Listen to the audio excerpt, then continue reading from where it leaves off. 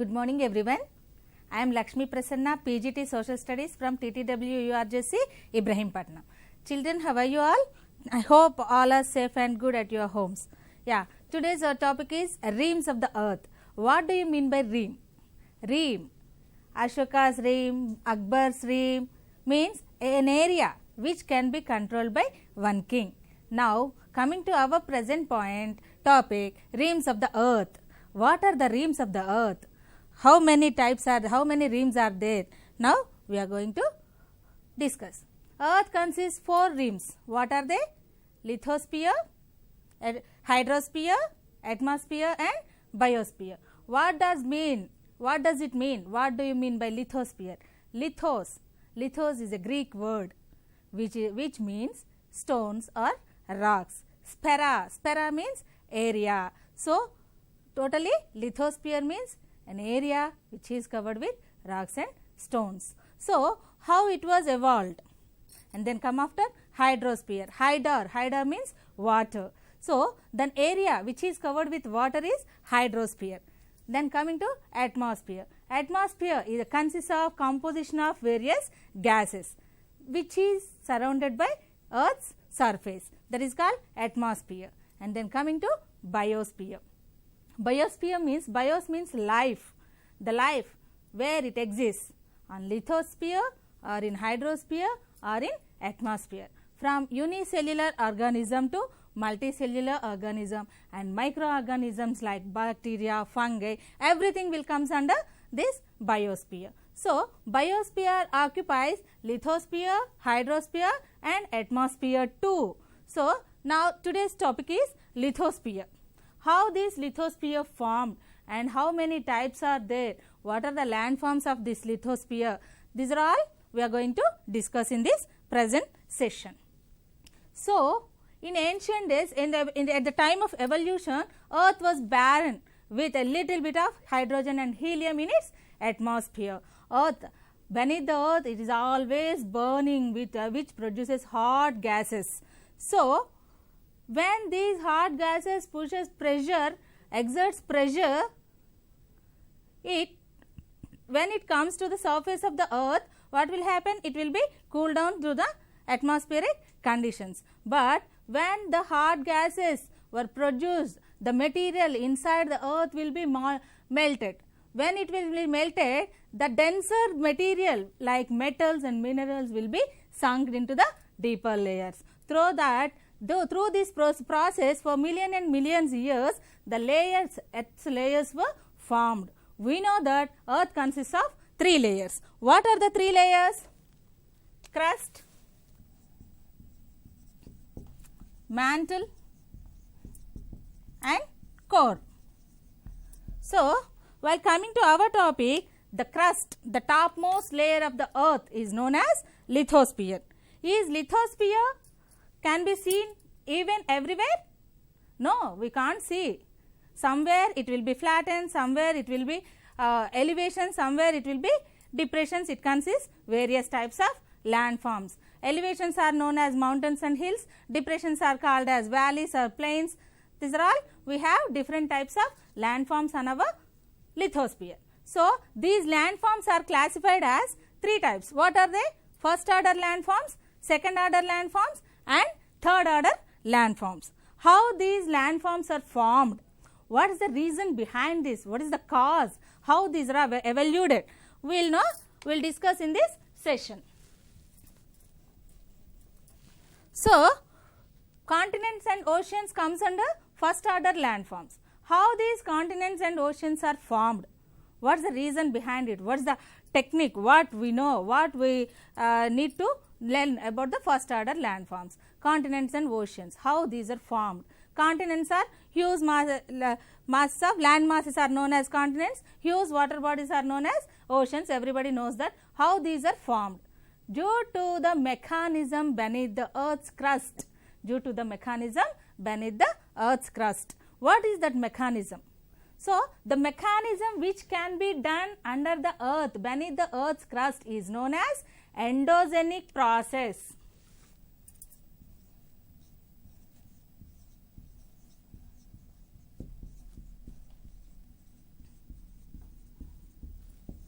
So, what is this endogenic process? What does it mean? Endogenic process means the process which is going to be done beneath the earth's crust. What is that? How it will be done? So, our entire earth crust is floating on the plates, huge masses of rocks which were floating on the mantle layer. So, all these continents, oceans, hills, mountains, plains, everything is located on these plates. So, how many plates we have? What is the mechanism under this? The plates are floating on the mantle layer. The pressure exerts from the mantle layer helps to move these plates. These are floating plates. These are not at all fixed plates. That is why due to the pressure exerts in the mantle layer helps to move these plates. So, whenever these plates are moving, there some types of changes will be, physical changes will be occur on the surface of the earth. How it will be, we will see. Next, how many plates we have? We have 7 major plates and some minor plates. What are the major plates? North American plate, South American plate, African plate, Eurasian plate, Indo-Australian plate, Pacific plate and Antarctic plate. So, these are all 7 major plates and some minor plates like Caucasus plate, Nazca plate, Arabian plate and so many minor plates also there. What we observe, what you observe from these names of these plates? Maximum children, please read again that names of the plates. All the plates are with the names of continents. So, every continent is located on every plate. Some here Pacific plate, Pacific Ocean is located on that Pacific plate. See here the boundaries of the plates are given in this world map. In your homes also you can get one world map and locate all the plates. And then coming to our point, the plates are not at all fixed, they are floating. For example, if these are 2 plates, what will happen? The plates will move due to the pressure of the mantle layer. So, whenever these plates are moving, great force will be exerted.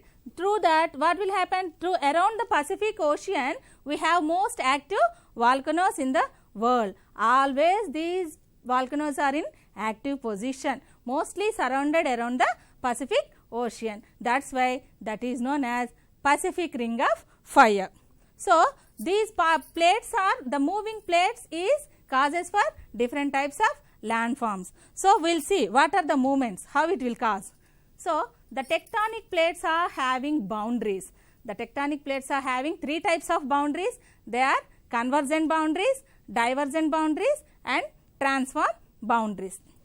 Now, we will discuss about convergent boundaries. When the plates are moving, sometimes the plates, if for example these 2 are the plates, what will happen? When they are moving closer to each other, one plate is overlap another plate. When the one plate is overlapped another plate, here the subduction zone will be created. The elevated part, it forms mountains. The subduction zone creates plains and sometimes plateaus. So, this is about convergent boundaries. Mountains like Himalayas, Alps, Rockies, Andes, these all comes under this type of convergent boundaries. Due to this convergent boundary movement, we are having mountains, plains and plateaus on our earth. Next, this is about divergent boundaries. In these divergent boundaries, the plates will not come closer together. The planes will move far away from each other. Here, these are 2 plates. They are moving far away from each other. When the plates are moving far away, what will happen? In the midst of these 2 plates, the crust will be created. Here, the open land will be created. So, Mid-Atlantic ridge is the best example of divergent boundaries. When the plates are moving far away from each other, the crust, sometimes this crust, the generated crust will lead to form the new continents also for million and millions years after.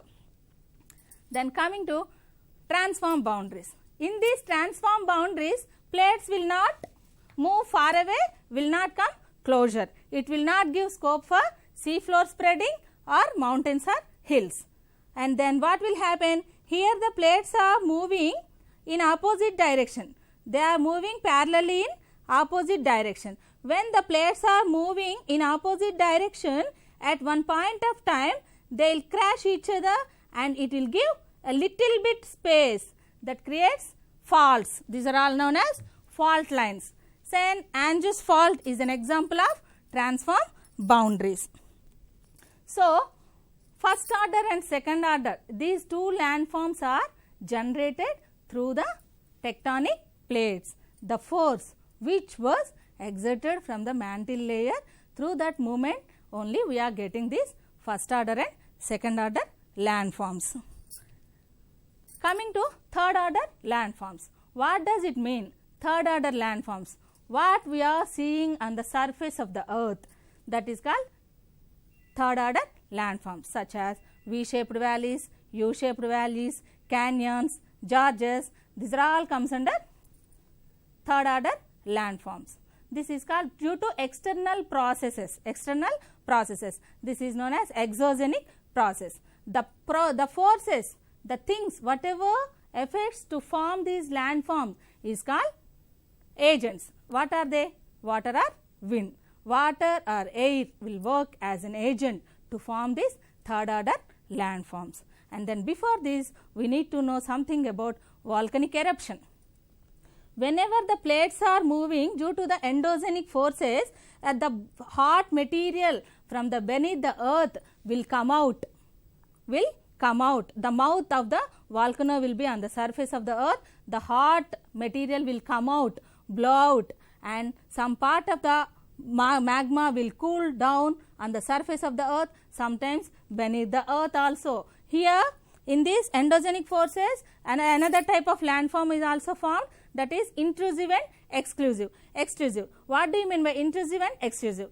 So, when the volcanic eruption had taken place, some magma will be cooled beneath the earth. That is called intrusive landform. It forms intrusive landforms. When the magma cooled surface of the earth, that is called exclusive landforms. So, the coolant magma will form igneous rocks. Granite is one of the best example of igneous rocks. And coming to external processes, weathering, erosion, transportation and deposition. These four processes will be existed in these external processes. What do you mean by weathering? Due to the atmospheric conditions, due to the hot temperature of the climate, whatever it may be on the surface of the earth, which leads rocks to be broken. For sometimes contractions and expansions will be done due to the temperatures, due to the conditions of the weather. The rocks on the earth will be expanded and contracted for some time. This process will be continuous for millions and millions years. What will happen? The huge rock blocks will be broken. When you may observe that broken rocks, you can see that the color of the outer part of the rock and inner part of the rock will be different. So, whenever this process is continuous for millions and millions years, what will happen? The broken rocks will form a fine soil.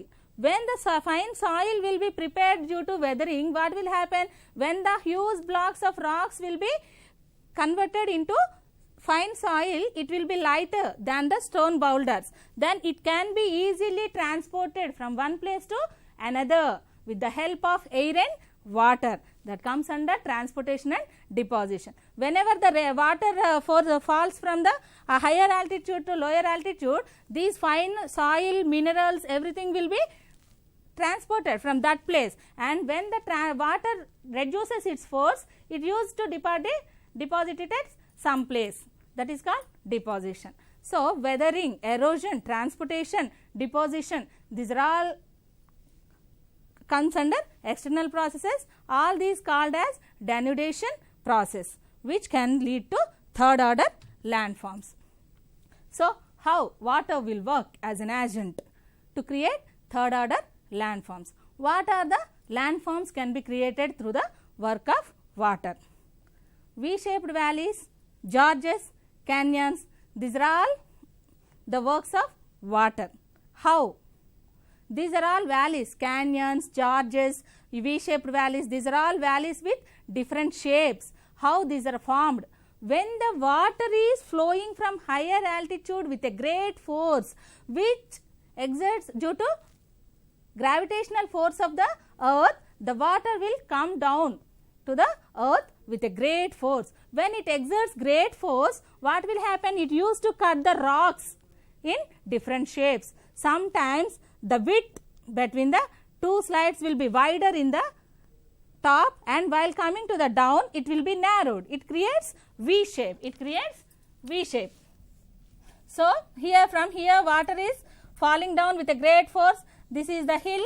It used to cut this hill in this V shape. Through this V shaped valleys are formed. So, and then after coming to that canyons. What does it mean? Canyon is also a valley with step-like structure. Step-like structure. Unlike this V-shaped valley, canyons are narrowed at bottom, and while coming to the bottom, it will be wider. It is narrowed at top, and while coming to the bottom, it will be wider while comparing with top. So, the canyons. Grand Canyon on river Colorado is the best example of canyons. And coming to the gorges. So, gorges are quite different from these two. So, here the width of the top is more, the width of the bottom is narrow. Here the width of the top is narrow, width of the bottom is more. But in the case of gorges, the width from top to bottom mostly equal. The width between top to bottom is mostly equal. These gorges are very much suitable to build bridges on it. Basin Gorge in Andhra Pradesh is the example of these types of gorges. Here we can see V-shaped valley, and here we can see canyons and gorges. And then coming to another landslide is there here. Those are called meanders. What does it mean? Meanders are rivers which used to change its direction according to the wind. Whenever we see the rivers flowing in plains and deltas, always it may not be straight line. It may not it may not flow in a straight line manner. It used to flow in loop line structures, whatever we are seeing on the screen. So, these loop line structures are called meanders. Gandak river in Muzaffarabad of Bihar is the best example for these meanders in our country. And then coming to the glaciers. What are glaciers? What are glaciers? Glaciers are huge masses of ice. Huge masses of ice. It also can be moved from one place to another, but very slow movements, very slow movement. Unlike water, it moves very slowly from one place to another. That's why whenever the huge masses of ice is moving, it used to erode the rocks or soil around it. Whenever it is moving, it used to create a curved shape, which helps to form U-shaped valleys. And then after, waves. What does it mean? Everybody knows that what is the wave. Waves are depressions and elevations of water in seas or oceans. Whenever the waves are coming out, it has a great force. This is called, it exerts kinetic energy. Through this energy, the rocks which are located nearby the sea or in the midst of the sea will be damaged. When the wave is hitting a rock with a great force, sometimes it used to make a hole which lead to entry point to that rock. Sometimes completely it make hole which gives the shape of arch. Sometimes it used to hit to stand alone the rock in the midst of the sea. Here these three types of works of waves are we can see on the screen. Sea arch, sea caves and stacks. Sea arch, you can see a big boulder, a big stone which is located near the sea can be hit by the force of the wave, and it may complete hole in the stone which can be seen as arch. And here sea cave, the stone, it may not be hit, it may not create a big hole, but it is creating a hole which can be seen inside the stone, that is called sea caves. And then coming to the work of winds. Wind, what does it mean? So, great force, wind is also having great force. Through that force, it used to cut the rocks in different shapes. We can see the work of winds mainly in desert areas. So, why? Because in desert areas, the moisture will be less in the atmosphere. That is why the force of the wind will be more. Whenever the force is more, the rock will be cut into different shapes. Here we are seeing mushroom rocks on the screen. So, mushroom rocks means, is mushroom there? No, the rock was cut in the shape of mushroom. And some other slide we are seeing here, that is sand dunes. What do you mean by sand dunes? The collection of sand in the shape of a heap is known as sand dune. We can see these sand dunes mostly in desert areas. Through the force of the wind, these sand dunes are going to be shifted from one place to another. Due to that process is known as transportation, we know that. So, these sand dunes also formed due to wind. So, how much pressure, how much force these winds, water and waves are having means, through that force, from that force we can create electricity too. That much of force they are exerting. So, these are all the natural gifts by our nature. These are all natural creation of our nature. Nobody is there to create these mushroom rocks or sea caves or sea arcs, whatever it may be, U-shaped valleys, V-shaped valleys. No human being is going to there to create them. These are all the creations of our nature.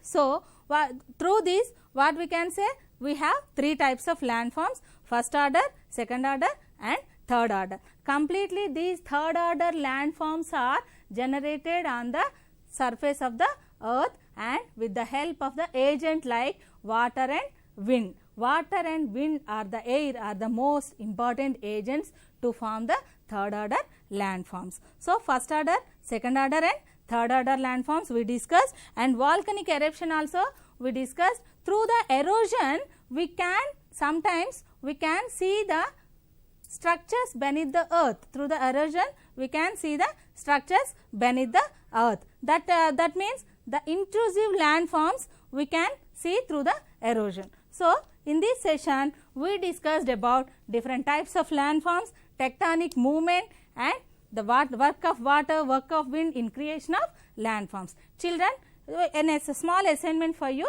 please take a world map and create tectonic plates, boundaries, and then one more thing, and plot all the most active volcanoes in the world in a world map and draw a picture which depicts all the four rims of the earth. Okay, and write a small description about lithosphere.